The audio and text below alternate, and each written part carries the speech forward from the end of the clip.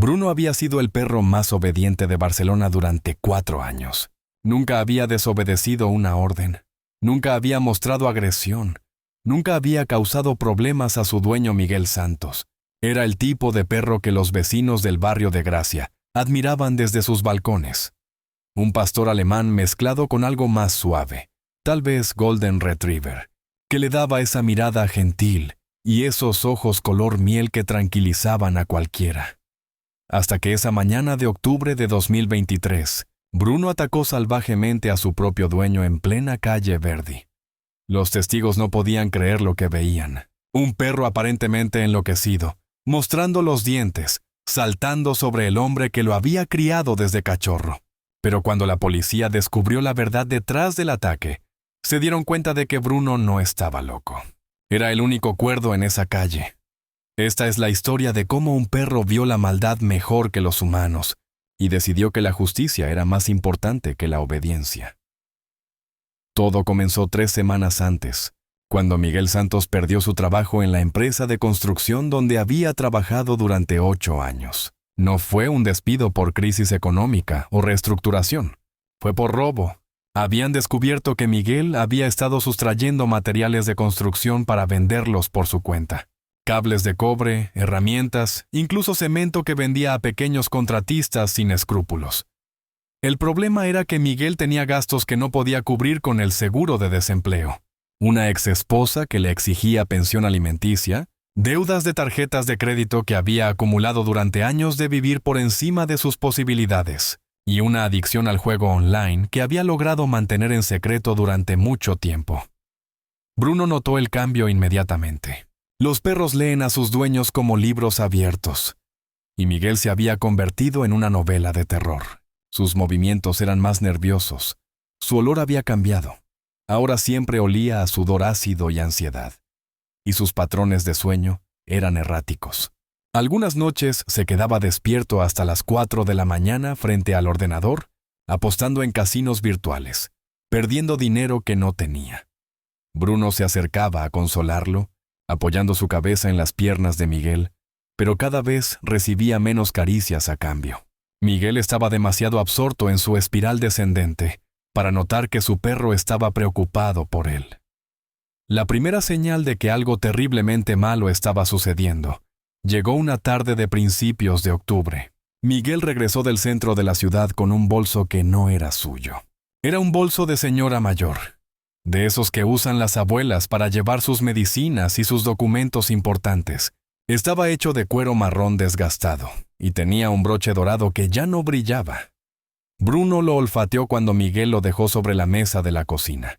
El bolso olía a perfume suave, a caramelos de menta y a algo más que hizo que los instintos del perro se activaran. Olía a miedo, a confusión, a vulnerabilidad. Miguel abrió el bolso y comenzó a sacar su contenido. Un monedero con billetes arrugados, tal vez 60 euros. Unas gafas en un estuche rayado. Medicamentos con nombres complicados. Y una tarjeta de identidad que confirmó las sospechas de Bruno, aunque el perro no podía leer las palabras. El nombre en la tarjeta era María Fernández Jiménez, nacida en 1950. La dirección era de un edificio a solo 3 calles de donde vivían Miguel y Bruno. Lo que Bruno no podía saber, pero sí podía sentir en los olores impregnados en el bolso, era que María Fernández era una anciana de 73 años que había perdido la vista hace 5 años, debido a una diabetes mal controlada. Vivía sola en un pequeño apartamento en la 3ª planta de un edificio sin ascensor. Subsistía con una pensión de viudedad, y cada mes caminaba las mismas rutas para hacer sus compras básicas y cobrar su pensión en el banco. Era el blanco perfecto para alguien como Miguel, que había comenzado a observarla desde hacía semanas. Miguel contó el dinero del monedero, solo 60 euros, y su cara se llenó de frustración. No era suficiente para cubrir ni siquiera la apuesta mínima que necesitaba para intentar recuperar lo que había perdido la noche anterior. Pero había algo más en el bolso que le llamó la atención. Una libreta pequeña con anotaciones en letra temblorosa. Fechas, números, direcciones, y una anotación que hizo que los ojos de Miguel brillaran con una codicia que Bruno pudo percibir desde el otro lado de la habitación. Pensión, día 15 cada mes, Banco Santander, 9:30 a.m. Era el 12 de octubre. En 3 días, María volvería a hacer su ruta habitual hacia el banco. Esa noche, Miguel no durmió. Bruno lo escuchó paseando por el apartamento, hablando solo, planificando algo que hacía que el aire de la casa se sintiera pesado y tóxico. El perro intentó acercarse varias veces, pero Miguel lo apartó con brusquedad. No ahora, Bruno. Tengo cosas importantes que pensar. Importantes.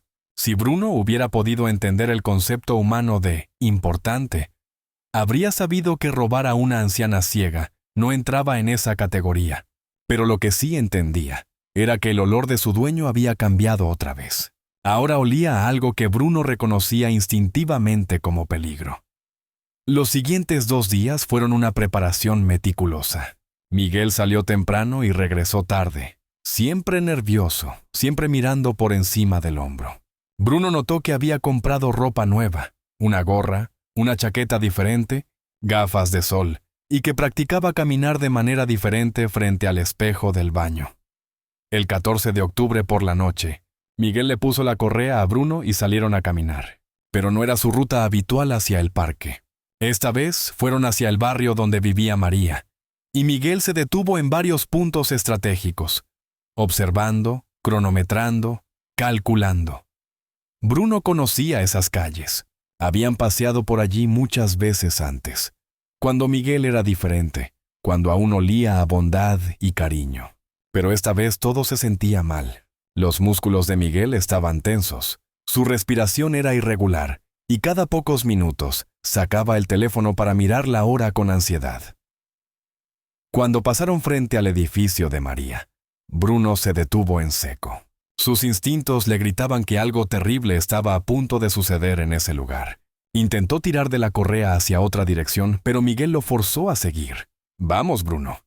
Solo estamos reconociendo el terreno». Reconociendo el terreno. Como si fuera una operación militar en lugar de lo que realmente era. La planificación de un crimen contra una de las personas más vulnerables del barrio. La mañana del 15 de octubre amaneció gris y fría. Miguel se levantó a las 6 de la mañana, algo inusual para él, que normalmente dormía hasta las 10 desde que perdió el trabajo. Bruno observó desde su cama mientras Miguel se duchaba, se vestía con la ropa nueva y desayunaba un café negro que apenas tocó. A las 8, Miguel le puso la correa a Bruno y salieron del apartamento. Pero esta vez llevaba una mochila que Bruno no había visto antes, y su olor era tan intenso, miedo, adrenalina, culpa, desesperación, que el perro tuvo que respirar por la boca para no sentirse mareado. Caminaron hacia el barrio de María por una ruta indirecta, evitando las cámaras de seguridad que Miguel había memorizado durante sus reconocimientos previos. Bruno intentó resistirse varias veces, plantando las patas en el suelo, pero Miguel tiró de la correa con más fuerza de la que había usado jamás. «Hoy no, Bruno. Hoy tienes que hacer exactamente lo que yo diga». Se posicionaron en una esquina desde donde podían ver la entrada del edificio de María. Miguel miró su reloj. 8:45 a.m. Según sus cálculos, María saldría en cualquier momento para llegar al banco a las 9:30. Bruno sentía que algo terrible estaba a punto de suceder. Su cuerpo entero estaba en alerta, cada fibra de músculo preparada para actuar, pero sin saber exactamente contra qué.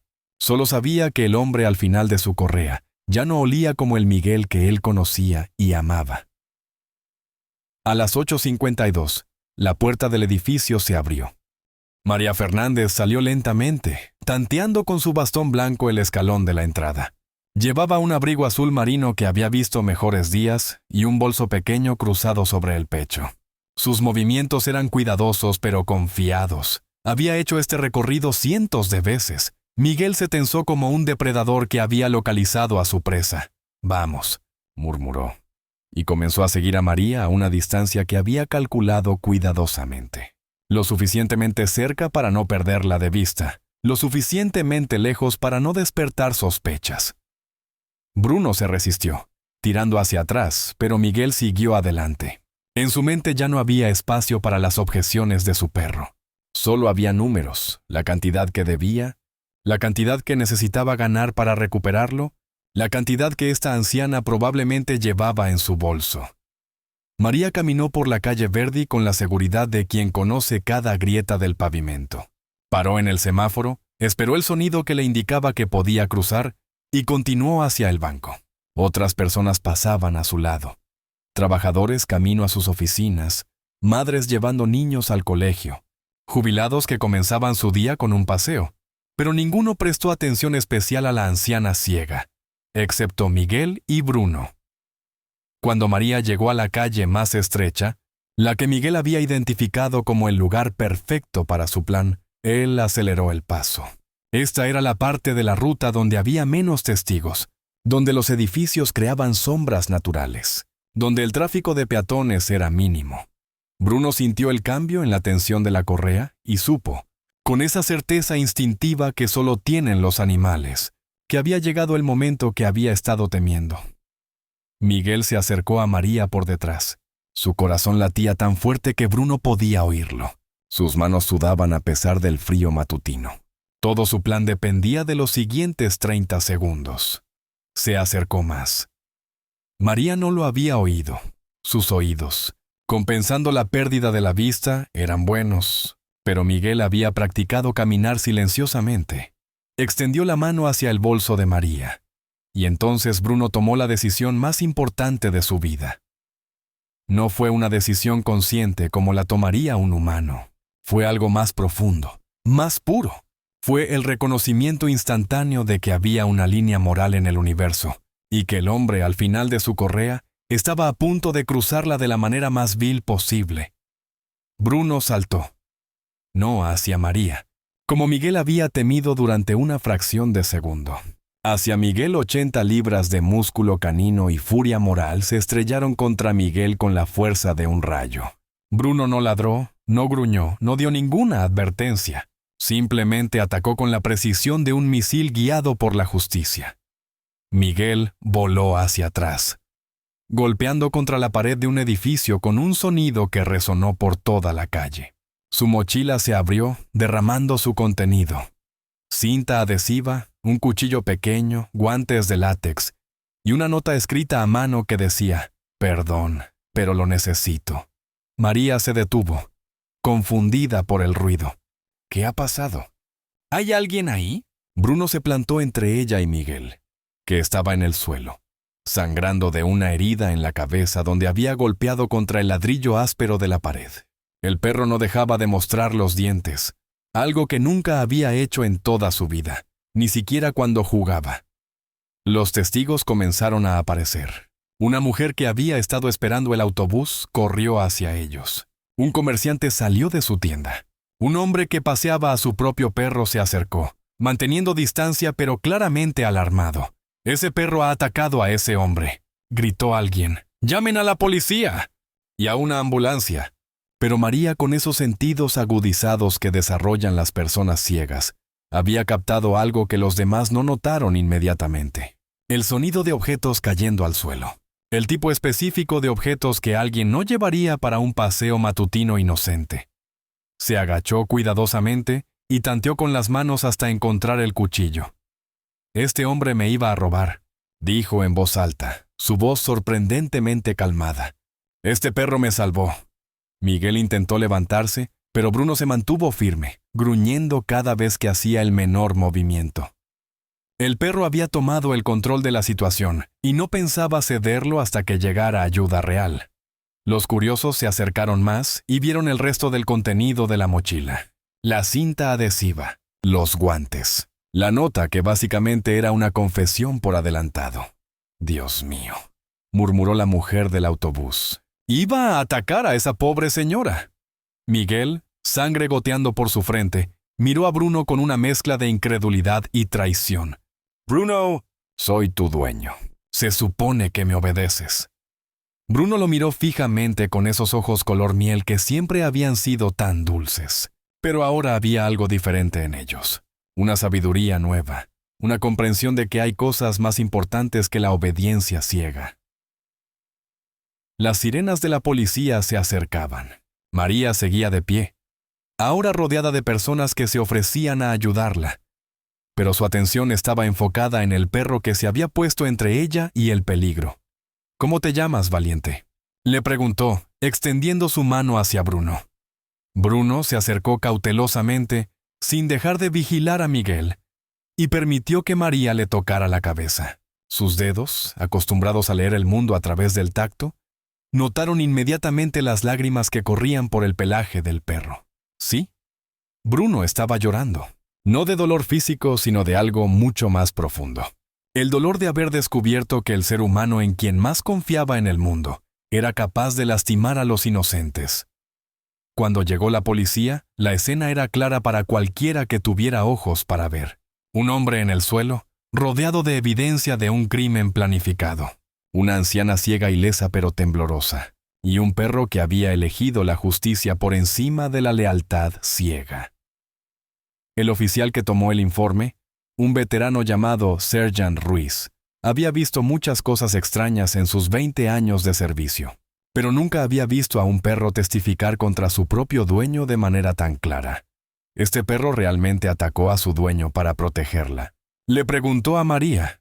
«No me atacó a mí», respondió ella con firmeza. «Me protegió de él». Miguel fue arrestado en el acto. Los cargos incluían intento de robo con agravantes, posesión de arma blanca con intención criminal y acoso a persona vulnerable. Pero mientras se lo llevaban esposado, su preocupación más grande no era la prisión que le esperaba. «¿Qué va a pasar con Bruno?», preguntó al Sergeant Ruiz. El policía miró al perro, que ahora estaba sentado junto a María como si fuera su guardaespaldas personal. «Supongo que eso depende de lo que quiera hacer este héroe». María se arrodilló junto a Bruno y le habló en voz baja. «No tengo mucho que ofrecerte, valiente. Solo un apartamento pequeño, comida sencilla y todo el amor que pueda caber en el corazón de una vieja». Bruno presionó su cabeza contra la mano de María y cerró los ojos. Por primera vez en semanas se sintió en paz. El crowd que se había reunido comenzó a aplaudir. Algunos lloraban. Una mujer sacó su teléfono y comenzó a grabar, sabiendo instintivamente que había presenciado algo extraordinario. «Este es el perro más inteligente de Barcelona», le dijo a su teléfono mientras filmaba. «Acaba de arrestar a su propio dueño». Para cuando el video llegó a las redes sociales esa tarde, la historia ya había comenzado a extenderse por toda la ciudad. Pisa Bruno el héroe se convirtió en tendencia nacional en menos de 6 horas. Pero Bruno no sabía nada de hashtags o fama viral. Solo sabía que había hecho lo correcto, incluso cuando lo correcto significaba traicionar al ser humano que había cuidado de él durante 4 años. Mientras María llenaba los papeles en la estación de policía para reportar el intento de robo, Bruno esperó pacientemente a su lado. Algunos oficiales se acercaron para acariciarlo, llamándolo héroe, pero él parecía estar procesando algo mucho más profundo que los elogios. El Sergeant Ruiz había visto muchos casos de abuso animal, pero nunca había visto el caso contrario. Un animal que tomaba una decisión moral consciente contra su dueño. Era como si Bruno hubiera entendido que Miguel había cruzado una línea que no se podía cruzar.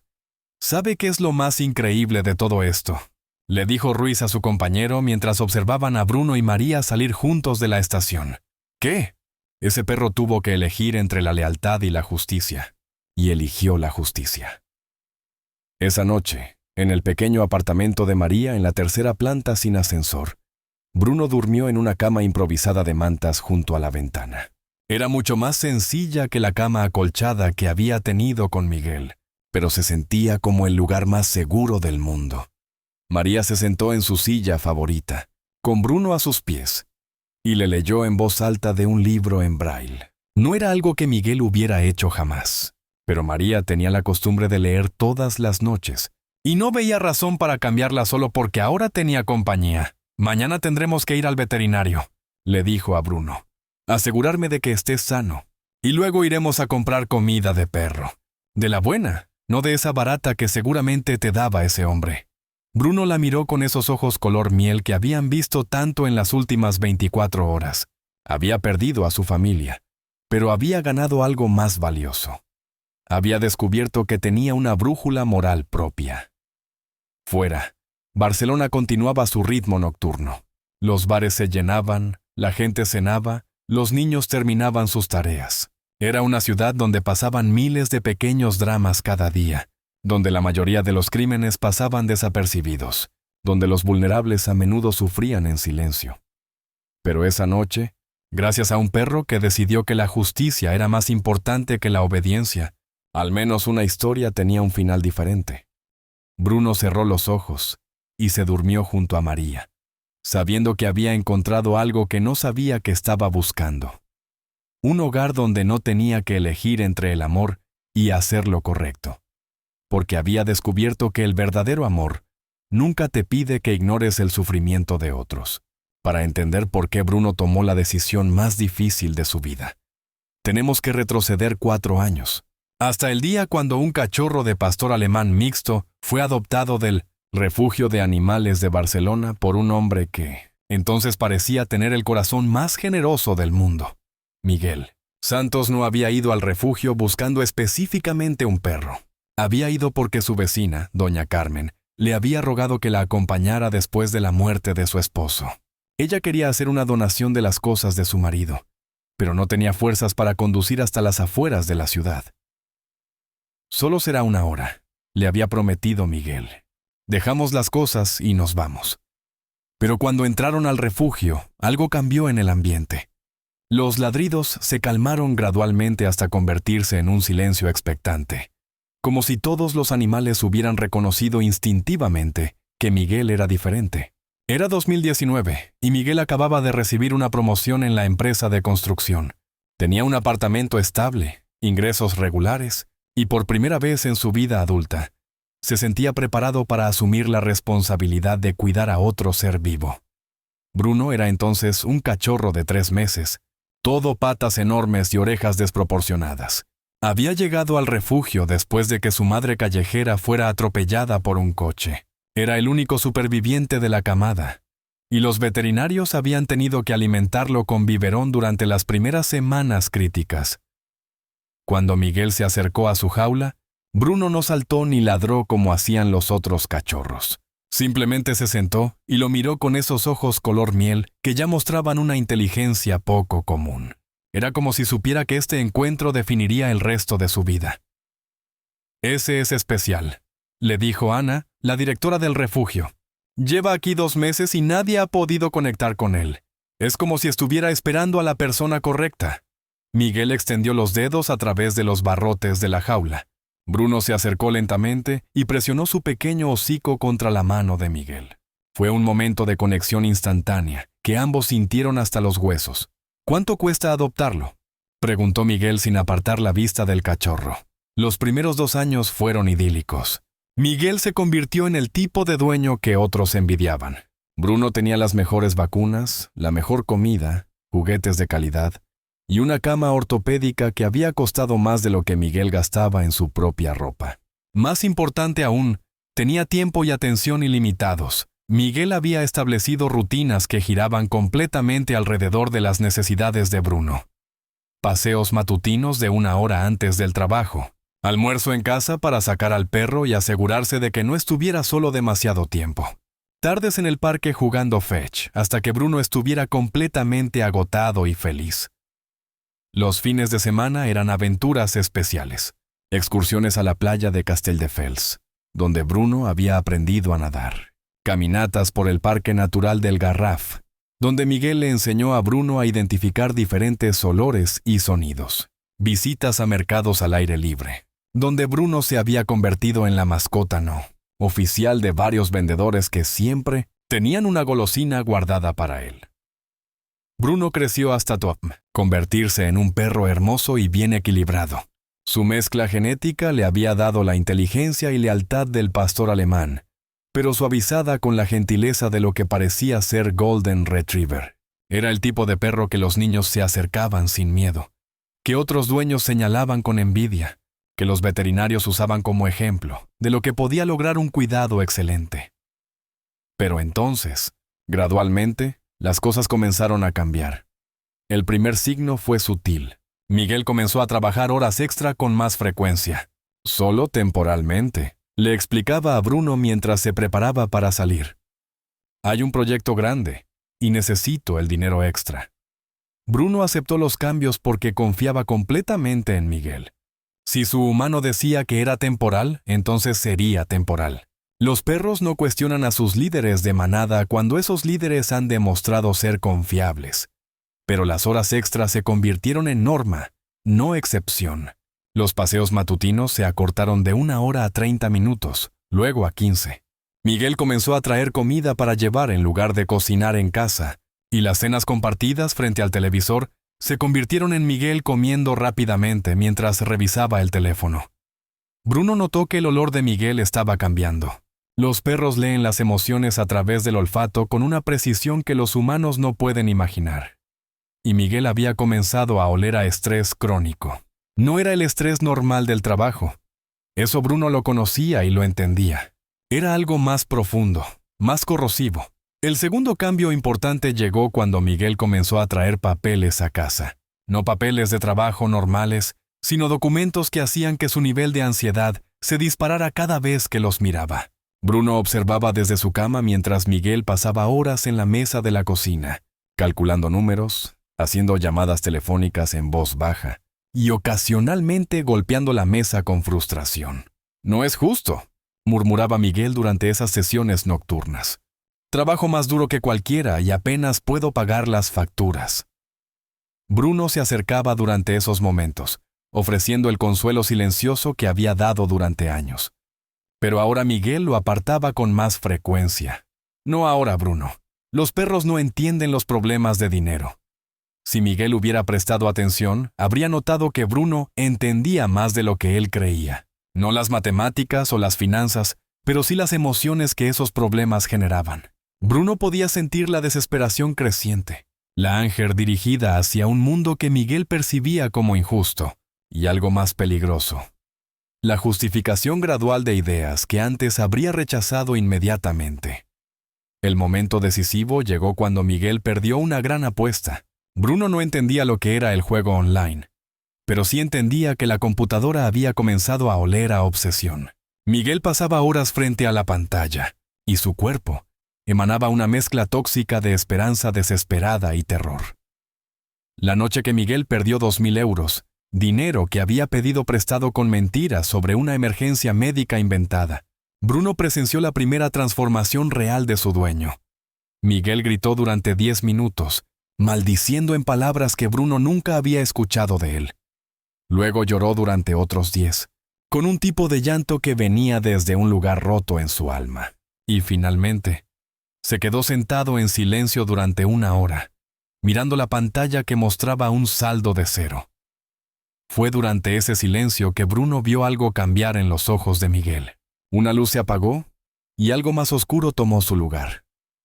«No es mi culpa», murmuró Miguel eventualmente. «El sistema está diseñado para que la gente como yo perdamos. Pero hay otras maneras de conseguir dinero». Bruno se acercó cautelosamente. Miguel lo acarició, pero su tacto era diferente. Mecánico, distante. Como si parte de él ya no estuviera allí. Durante las siguientes semanas, Miguel comenzó a hacer cosas que nunca había hecho antes. Caminatas por barrios que no conocían, pero no para explorar o ejercitarse. Miguel observaba a las personas, especialmente a las que parecían vulnerables o distraídas. Tomaba notas mentales sobre rutinas, horarios, patrones. Bruno sentía que algo estaba terriblemente mal, pero no tenía el vocabulario para expresarlo. Solo sabía que el hombre que lo había rescatado del refugio ya no olía como el mismo hombre. La primera vez que Miguel robó algo, Bruno estaba presente. Fue en un supermercado. Algo pequeño. Una botella de shampoo cara que Miguel deslizó en su chaqueta mientras Bruno esperaba afuera. Cuando salieron de la tienda, Miguel estaba temblando de adrenalina y terror. Pero también había algo más. Una excitación enferma por haber burlado al sistema. «Nadie se dio cuenta», le dijo a Bruno esa noche. «Fue fácil. Demasiado fácil». Bruno no entendía exactamente qué había pasado, pero sí entendía que Miguel había cruzado algún tipo de línea invisible. Su olor había cambiado otra vez, y no para mejor. los robos se volvieron más frecuentes y más audaces. Miguel desarrolló técnicas, estudió patrones de seguridad. Aprendió cuándo las tiendas tenían menos personal. Bruno era a menudo su coartada involuntaria. Un hombre paseando a su perro parecía menos sospechoso que un hombre solo. Pero lo que más perturbaba a Bruno no eran los robos en sí, sino lo que le estaban haciendo a Miguel. Su dueño se había vuelto paranoico, nervioso, incapaz de disfrutar los momentos simples que antes habían compartido. Los paseos ya no eran sobre exploración y juego, eran expediciones de reconocimiento. Las comidas no eran momentos de conexión, eran interrupciones molestas en los planes de Miguel. La relación entre ellos se había invertido. Antes, Miguel cuidaba de Bruno. Ahora, Bruno se encontraba cuidando emocionalmente de Miguel, tratando de consolarlo después de cada episodio de culpa y autocompasión. «Eres el único que no me juzga», le decía Miguel durante sus momentos más bajos. «Todo el mundo más piensa que soy un fracaso». Bruno no juzgaba porque los perros no juzgan, pero sí observaba, y lo que observaba lo llenaba de una tristeza que no sabía cómo expresar. El punto de inflexión llegó cuando Miguel comenzó a hablar de objetivos más grandes. Ya no estaba satisfecho con robar artículos de tiendas. Necesitaba más dinero, más rápido, y había comenzado a considerar víctimas humanas directas. «Las personas mayores son descuidadas», murmuró una noche mientras estudiaba una lista que había hecho. «Especialmente las que viven solas. Nadie las vaya a extrañar si desaparecen por unas horas». Fue entonces cuando Bruno entendió que su dueño ya no era solo un ladrón. Se había convertido en algo mucho más peligroso.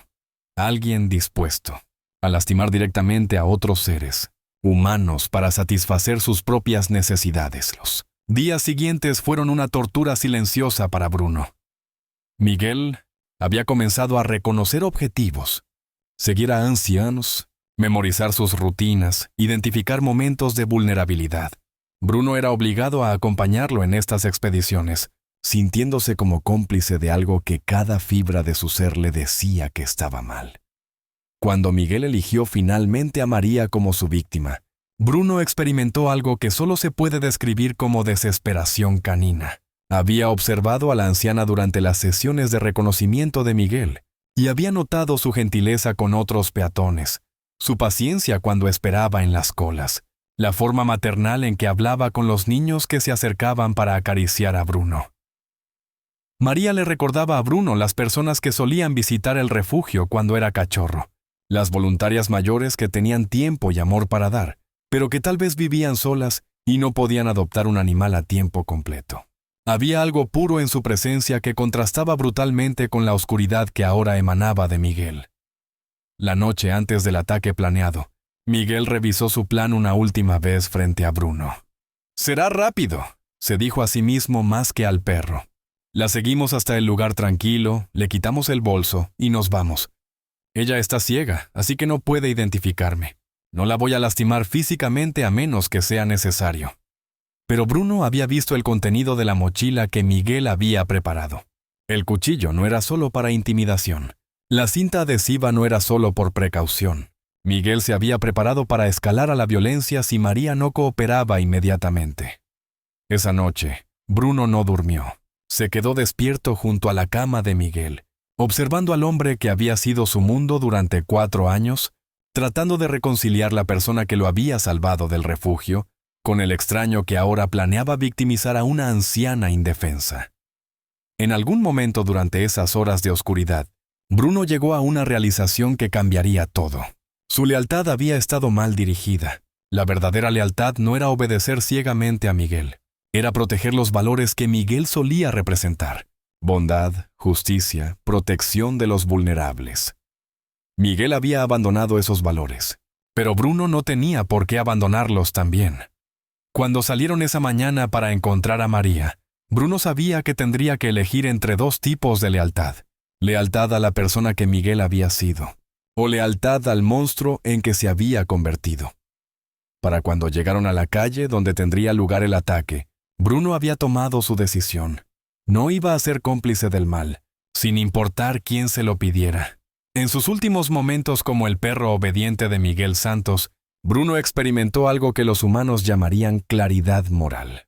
No era una emoción compleja que requiriera razonamiento abstracto.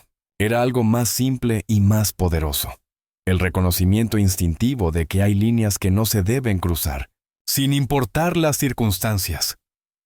Cuando Miguel extendió la mano hacia el bolso de María, Bruno no vio a su dueño atacando a una extraña.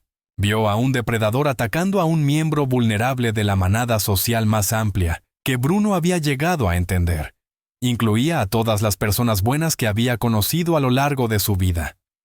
María, con su bastón blanco y su vulnerabilidad obvia, representaba a todos los que necesitaban protección. Miguel, con su mochila llena de herramientas de violencia, representaba todo lo que amenazaba esa protección. La elección fue instantánea e irrevocable. Bruno saltó hacia Miguel no por impulso o confusión, sino porque había encontrado algo más importante que la obediencia: su propia brújula moral. En el segundo que duró su ataque, Bruno se transformó de mascota obediente en guardián autónomo. Ya no era el perro de Miguel Santos. Era el protector de quienes no podían protegerse a sí mismos. Y cuando vio a María extender su mano hacia él después de que llegara la policía, Bruno entendió que había encontrado no solo una nueva familia, sino una nueva versión de sí mismo. Una versión que podía dormir en paz, sabiendo que había elegido el amor por encima del miedo, la justicia por encima de la complicidad, y la protección de los inocentes por encima de la lealtad ciega. Esa noche, en el apartamento de María, mientras ella le leía en voz alta y él descansaba a sus pies, Bruno experimentó algo que no había sentido en meses: la sensación de estar exactamente donde pertenecía, no porque fuera obediente, sino porque había elegido ser bueno. 3 meses después del incidente en la calle Verdi, Bruno se había convertido en el perro más famoso de España. Su historia había aparecido en todos los periódicos nacionales, había sido tema de debate en programas de televisión, y había inspirado una petición online que había recolectado más de 2 millones de firmas, pidiendo que se le otorgara algún tipo de reconocimiento oficial. Pero la fama no había llegado sin complicaciones. El caso de Bruno había abierto una caja de Pandora legal que ningún legislador había anticipado. ¿Qué pasa cuando un animal comete un acto que sería considerado heroico si lo hiciera un humano, pero técnicamente constituyó un ataque contra su propietario legal? Miguel Santos, desde su celda en la prisión de Bryans II, había decidido hacer una última jugada desesperada para reducir su sentencia.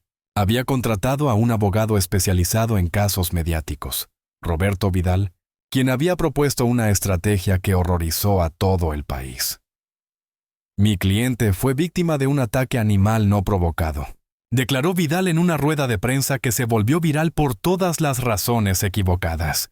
Independientemente de las circunstancias, un perro que ataca a un ser humano representa un peligro para la sociedad.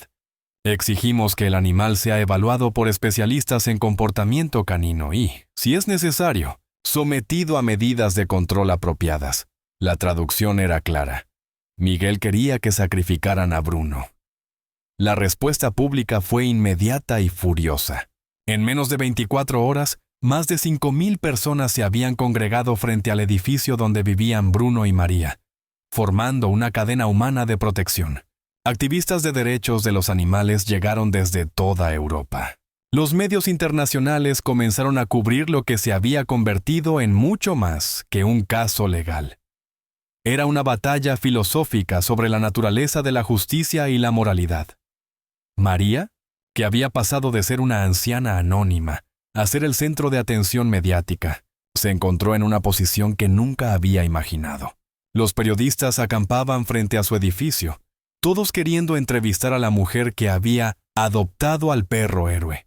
Pero María tenía una perspectiva diferente sobre toda la situación.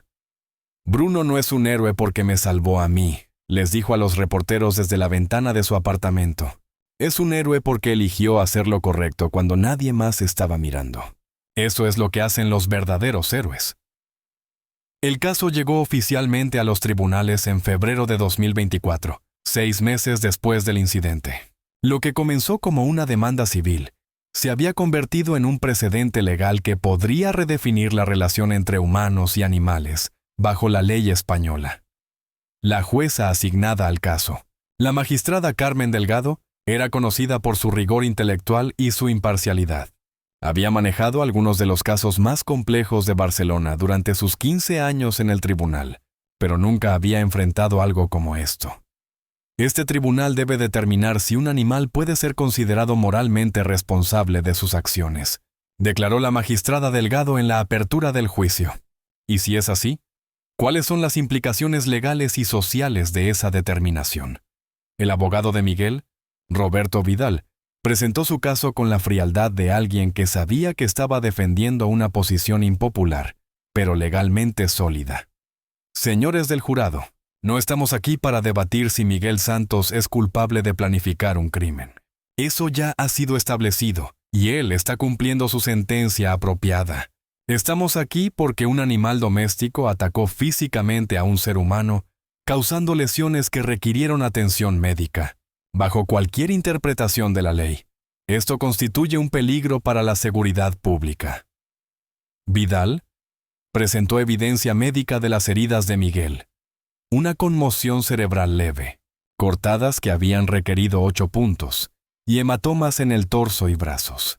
También trajo testimonios de expertos en comportamiento animal que argumentaban que un perro que había mostrado agresión una vez podría mostrarla de nuevo, un animal que ha cruzado la línea hacia la violencia física contra humanos.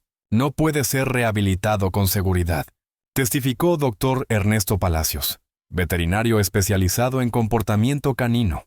Independientemente de las circunstancias que provocaron el primer incidente, existe un riesgo estadísticamente significativo de reincidencia.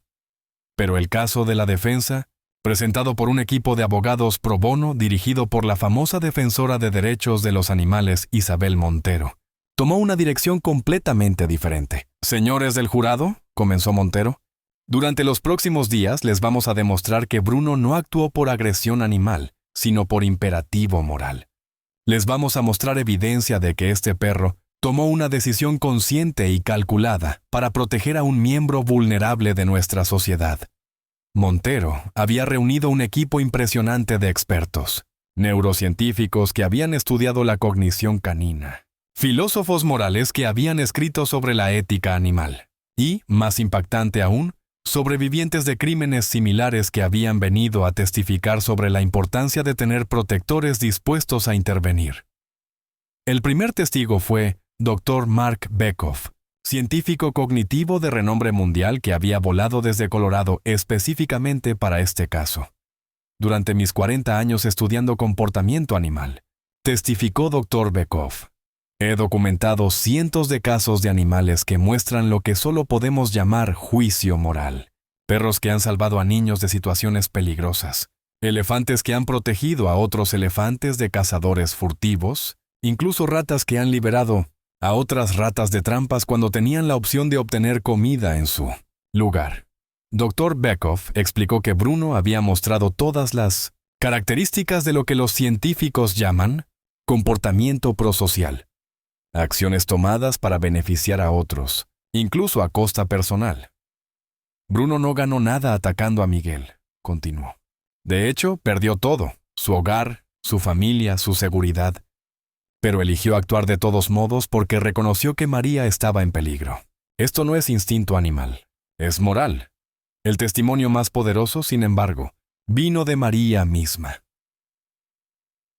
La magistrada Delgado había tomado la decisión extraordinaria de permitir que María testificara con Bruno a su lado, reconociendo que separarlos causaría angustia innecesaria a ambos. Cuando María subió al estrado, guiada por su bastón blanco y con Bruno caminando calmadamente junto a ella, el silencio en la sala del tribunal era absoluto. Vivo sola desde hace 5 años, comenzó María con voz clara y firme.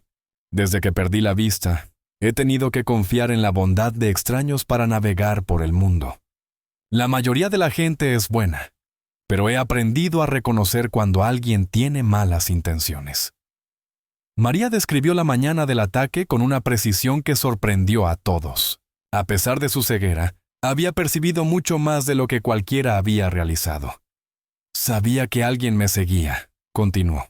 Podía oír pasos que se detuvían cuando yo me detenía, que se aceleraban cuando yo aceleraba. Podía oler el nerviosismo, el sudor de alguien que estaba planeando algo malo, pero no sabía qué hacer. ¿A quién iba a llamar? ¿La policía? ¿Para reportar que tenía un mal presentimiento? María se detuvo y puso su mano sobre la cabeza de Bruno, que estaba sentado calmadamente junto a su silla. Pero Bruno sí sabía qué hacer. Cuando llegó el momento, no dudó. Me protegió de la única manera que podía. Y después, cuando todo terminó, no se fue. Se quedó conmigo hasta que llegó la ayuda. La voz de María se quebró ligeramente. Miguel Santos me veía como una víctima fácil. Bruno me vio como alguien que merecía protección. ¿Quién de los dos estaba equivocado? El caso tomó un giro inesperado cuando Isabel Montero llamó a su siguiente testigo, Miguel Santos. Miguel había accedido a testificar a cambio de una reducción mínima en su sentencia, pero cuando subió al estrado, esposado y vestido con el uniforme naranja de la prisión, era obvio que los meses en prisión habían cambiado algo en él. ¿Reconoce a este perro?, preguntó Montero, señalando hacia Bruno. Miguel miró a Bruno por primera vez desde el día del ataque. El perro lo miró de vuelta, sin agresión, sin miedo, solo con una especie de tristeza tranquila. ¿Sí?, respondió Miguel en voz baja. Es Bruno. Era mi perro. ¿Diría usted que Bruno era un animal agresivo? Miguel tardó mucho en responder. No, nunca, en 4 años, nunca había mostrado agresión hacia nadie. Entonces, ¿por qué cree que lo atacó ese día? Miguel miró hacia abajo, hacia sus manos esposadas. Cuando volvió a hablar, su voz era apenas audible, porque sabía lo que yo iba a hacer antes de que yo lo hiciera. Y sabía que estaba mal. El tribunal permaneció en completo silencio. Bruno me conocía mejor que nadie, continuó Miguel. Había visto cómo había cambiado durante los últimos meses. Había visto mis planes, mis preparativos. Sabía que ya no era la persona que había sido cuando lo adopté. Miguel levantó la vista hacia Bruno. Me atacó porque era la única forma que tenía de detenerme. Y tenía razón en hacerlo. Las palabras de Miguel resonaron por toda la sala. Por primera vez en el juicio, Roberto Vidal parecía haberse quedado sin argumentos. El doctor Patricia Ramírez, psicóloga forense que había evaluado a Miguel en prisión, testificó que había mostrado lo que ella llamaba remordimiento genuino por sus acciones. El señor Santos ha expresado repetidamente que está agradecido de que Bruno intervino cuando lo hizo. Testificó doctor Ramírez. Ha dicho que si hubiera lastimado físicamente a la señora Fernández, nunca habría podido vivir consigo mismo. Pero el testimonio más sorprendente del día vino del propio Miguel, cuando Isabel Montero le hizo la pregunta que todos habían estado esperando. Señor Santos, si pudiera volver atrás, ¿qué haría diferente? Miguel miró directamente a María, que estaba sentada en la primera fila con Bruno a sus pies. Le agradecería a Bruno en lugar de demandarlo, porque me salvó de convertirme en algo mucho peor de lo que ya era. Se volvió hacia el juez. Retiro la demanda. Bruno no es peligroso. Es el mejor de nosotros. La sala del tribunal estalló en aplausos espontáneos que la magistrada Delgado tardó varios minutos en calmar. Roberto Vidal, abandonado por su propio cliente, intentó argumentar que la retractación de Miguel no cambiaba los hechos legales del caso, pero era obvio que su posición se había vuelto insostenible. Los argumentos finales fueron una formalidad. Isabel Montero resumió el caso, con una simplicidad que cortó directamente al corazón del asunto. Este tribunal tiene la oportunidad de reconocer algo que la ciencia ya ha confirmado, que los animales son capaces de tomar decisiones morales. Bruno vio injusticia y actuó para detenerla. Vio vulnerabilidad y actuó para protegerla. Vio maldad y eligió el bien. Montero se detuvo frente del estrado del jurado. Si castigamos a Bruno por hacer lo correcto, estamos enviando un mensaje a nuestra sociedad de que la obediencia ciega es más valiosa que la justicia moral. Estamos diciendo que es mejor ser un buen seguidor que un buen ciudadano. La magistrada Delgado se retiró a deliberar durante 2 horas. Cuando regresó, la sala estaba tan llena que había gente de pie en los pasillos. En mis 15 años como juez, comenzó la magistrada Delgado. Nunca he enfrentado un caso que desafíe tan fundamentalmente nuestras asunciones sobre justicia, moralidad y la naturaleza de la responsabilidad moral. Miró directamente hacia Bruno, que estaba sentado calmadamente junto a María. Después de revisar toda la evidencia presentada, este tribunal llega a las siguientes conclusiones. Primero, que el comportamiento de Bruno el 15 de octubre de 2023 no constituyó un acto de agresión animal, sino un acto de protección justificada. Segundo, que Bruno demostró un nivel de discernimiento moral que debe ser reconocido y protegido bajo la ley. La sala comenzó a murmurar con anticipación.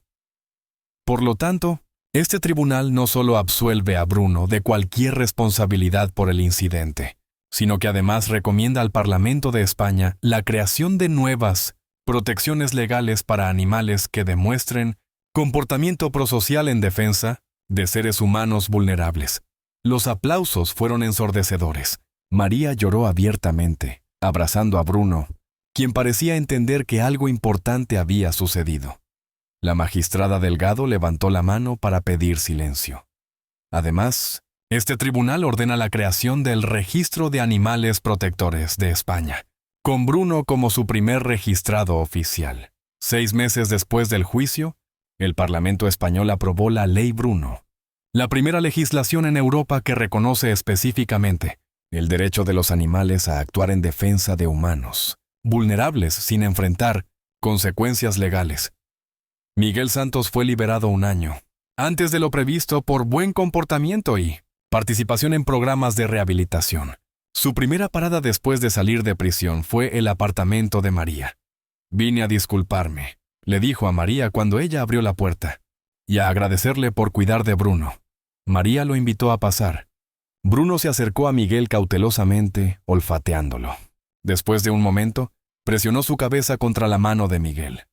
No con la familiaridad del pasado, sino con el perdón del presente. «He estado en terapia», le dijo Miguel a María mientras Bruno se sentaba entre ellos, aprendiendo sobre adicción, sobre las decisiones que tomé, sobre cómo llegué a ese punto. Miguel se arrodilló frente a Bruno. «Te debo todo, muchacho. Me salvaste de mí mismo». Bruno lo miró con esos ojos color miel que habían visto tanto dolor y tanta sanación. Luego, lentamente, meneó la cola. No era reconciliación. Demasiado había cambiado para eso. Pero era paz. Miguel estableció un fondo fiduciario para el cuidado de Bruno, financiado con el dinero que ganó, escribiendo un libro sobre su experiencia llamado El perro que me salvó. También comenzó a trabajar como voluntario en refugios de animales, ayudando a entrenar perros de terapia para trabajar con víctimas de crímenes. Bruno y María continuaron viviendo juntos, pero ahora tenían un propósito más grande. Se habían convertido en embajadores de la nueva ley, visitando escuelas y centros comunitarios para hablar sobre la importancia de proteger a los vulnerables y reconocer la sabiduría moral de los animales. En una de esas visitas, un niño pequeño le preguntó a María, ¿cómo sabía Bruno que tenía que salvarla? María sonrió, rascando detrás de las orejas de Bruno. «Los perros ven con más que sus ojos», respondió. «Ven con sus corazones. Y cuando ves con el corazón, siempre sabes qué es lo correcto». 3 años después del incidente en la calle Verdi, Bruno seguía viviendo tranquilamente con María en su apartamento de tercera planta. Había ganado peso saludable, su pelaje brillaba, y sus ojos habían recuperado esa tranquilidad que había perdido durante los últimos meses con Miguel. Pero lo más importante era que había encontrado algo que no sabía que estaba buscando. Una vida donde no tenía que elegir entre el amor y la justicia, porque había aprendido que el verdadero amor siempre incluye la justicia.